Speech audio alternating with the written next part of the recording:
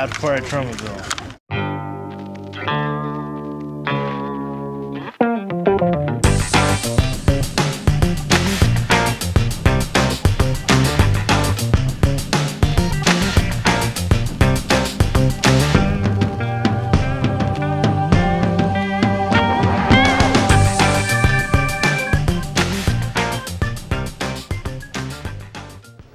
Hi there, this is Aubrey Dancer with Agent Cool Productions. We're on our journey to TROMADANCE Film Festival. We've just gotten to the hotel, and this is my first time in New Jersey, and I gotta say, I'm liking what I see so far. Let me show you a little bit of our hotel room. Numerous gold leaf frames around the air conditioner unit. There is glitter on the ceiling. Again, we also have gold leaf around the doors. Look at these doors. God, I love Jersey. It just oozes Jerseyness. That is so tacky, but it's so awesome. I think I'm gonna like Jersey. What do you think, Brandon?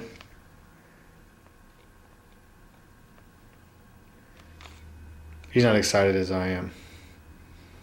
And so we were off to Asbury Park. Not so fast, Aubrey. We gotta make a quick stop.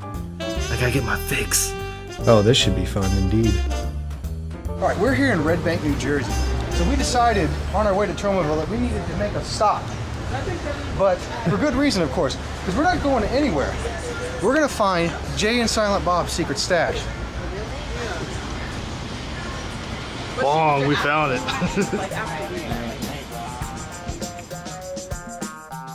Jay and Silent Bob's secret stash. The only thing that could curb Brandon's appetite for awesome comic books and movies. That's right. Only two people in this world could have fixed it. Jay and Silent Bob. Obviously. Yes, it was an interesting little detour from our little treasure trove of TROMADANCE, but we knew at some point we'd had to leave. Because I felt like a kid in a candy store. Yes, if the candy was paper, ink, and awesome comic book characters. And after managing to pry Brandon off the front of the doors, we knew we had to continue on towards TROMADANCE. Alright, got back from the stash, got our stash, we're heading off to TROMADANCE.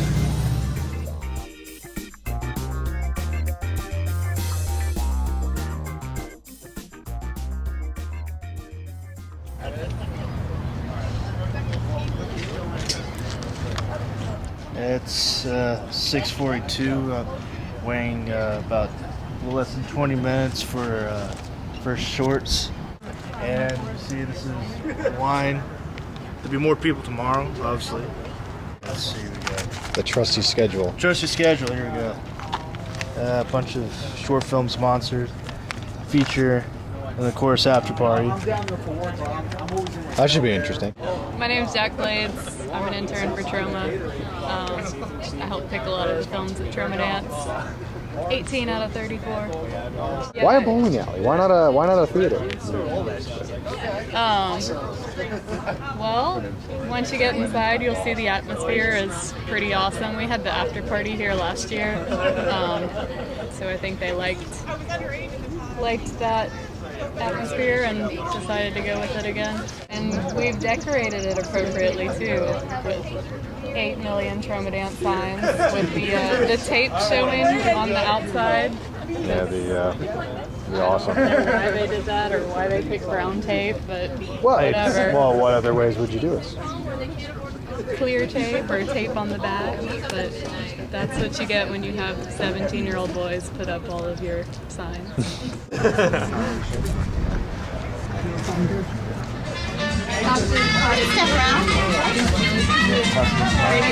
you drive here just to see it, or did you? No, we flew. We're from Texas, but we flew from Nashville. Awesome.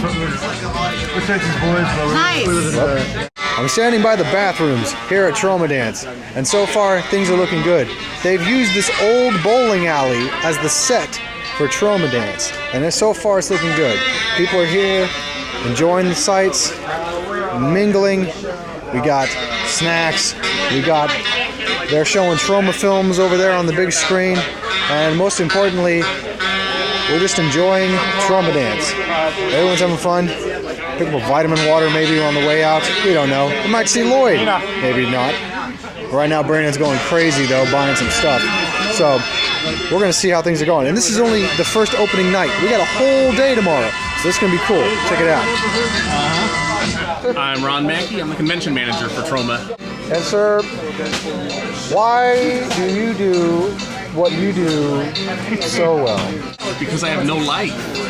I don't know. I like doing it. I like Lloyd's idea of distributing art and letting people do what they want to do. So I'm here to support it. I got involved when they filmed Poultrygeist in '05. So shortly after that, I started helping at conventions and turned into a full-time thing. This year of TROMADANCE held a panel for young filmmakers just as you and me, giving good advice and bad advice of fundamentals of making film. The smartest thing that anybody did was they entered their film on time. It was a good idea. It was well executed. They behaved themselves beautifully at the festival, and they made a lot of connections. The worst thing that someone's done to enter a film with us is give us a note that I've given you a rough cut and I'll have a finished one later. And I have to be honest, I've called those people and said, if I look at it and it's not finished, I can't ever get past that. No matter what they tell you, no matter the most seasoned person looking at your film, if you're giving them something that's not finished, they'll never get past what they initially saw. So if you miss my deadline, it's okay. There's 5,000 other festivals out there. Put it out there when you're ready for it to be seen. I find the biggest mistake that young filmmakers make is that they overemphasize the importance of finding an agent, social, networking in general, like all of this stuff. I mean, really almost every filmmaker I know is somebody who really worked hard at what they were doing, and they came up with something, whether it was a movie or a screenplay or a short film that really worked for them and sucked people in. And that was where their work, that's where most of their work came from. It isn't from, oh, I finally met an agent at a party and got it that way, or I met somebody online and we became friends and he helped me out. Really, it is through the work, first and foremost, that people get noticed, that they get attention and they get other work from. I've always sold my movies before I've made them. So I've sold them to a company that will, I find rich people to pay for the movies because I'm not rich. So I go and find them and I say, you can own this if you give me the money to make it and leave me alone. So that's what I do. I don't know if it's smart-ish. It's not, I would make more money if I just owned the movies myself and then went out and sold them. But I'm not really rich enough to do it. And part of what's great about where we are now is people are making movies for very next to nothing, where you can do it on your credit card, hopefully, and not ruin your life. Whereas I made The Innkeepers for $800,000. I don't have that limit on my credit card. So, that was in exchange for that. But it's different times now. You can make movies very inexpensively. I think that one of the benefits of reality TV is that people don't have a problem with video anymore. It used to be that everyone thought that was really cheap and it looked shitty and it was amateur. But reality TV made everyone get so used to it, and now the technology has gotten so good that you can get a Canon 7D camera for $1,000 and make a movie. A friend of mine made this movie Tiny Furniture, and now she has a show on HBO, and she made it for nothing. So I think it's a good time for especially young filmmakers who have that enthusiasm, because nobody can really stop your enthusiasm. And you just really got to go out there and make it, and then when you're done, you submit it to her festival. But wait till you're done. I still think some of the key ingredients in making a film work are the same: a trailer, the poster art, so that you can get the idea and the image across. But I wanted, and I have some greater stories about the old days, but I wanted to start in line with what we're all saying. I teach at the School of Visual Arts, and 2 years ago they started a graduate degree program in short film. They want to stay ahead of the curve, and they really see that shorts are going to be a very powerful part of media, in the years to come because of the internet. I also was kind of hanging around the Tribeca Film Festival, and Eileen Newman, who is in charge of giving out all the grants to students or to young filmmakers, the first thing she says that they ask now, and that half of the other grant organizations ask, is how do you plan to market this on the social media? It's become very important for you, before you even start your film, to think about marketing, pre-marketing what audience really is out there and how you can reach them. So it's a word of advice. And so the film festival was underway.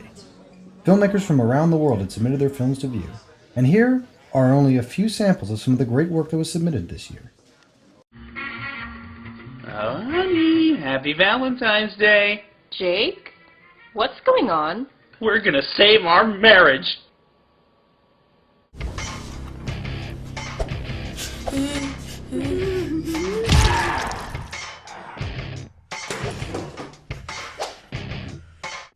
Can you take that off? It looks ridiculous, and I can't believe you still own it. Sure. Oh. What's all this? You were the baby yesterday. Yeah, but it's Sunday. I figured I'd get this Sunday and you can get next Sunday.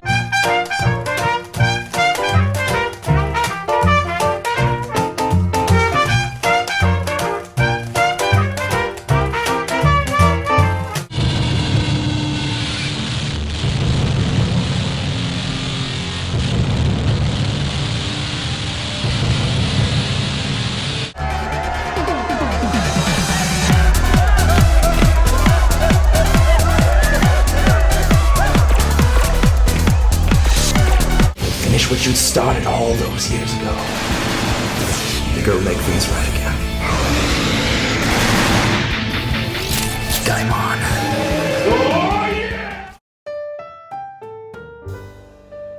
But like all good things, it had to come to an end, and we had to return home. But we brought back many good memories from TROMADANCE, like Brandon's absurd collection of new Troma films, all signed, most of them by Lloyd Kaufman himself. I had to fill my addiction of Troma. Yes. And though Agent Cool's coffers were a little bit smaller, our knowledge of films was a little bigger and richer.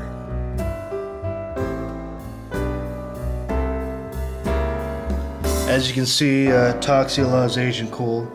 That is so awesome. We're going to frame that right over there and put it. Hugs and kisses, Lloyd Kaufman. So that concludes Agent Cool's trip to TROMADANCE. And I will be safe to say, I believe, that we'll be coming back next year. Oh, yes, definitely. And we'll be submitting as well. So watch out, Troma. Agent Cool is coming for you.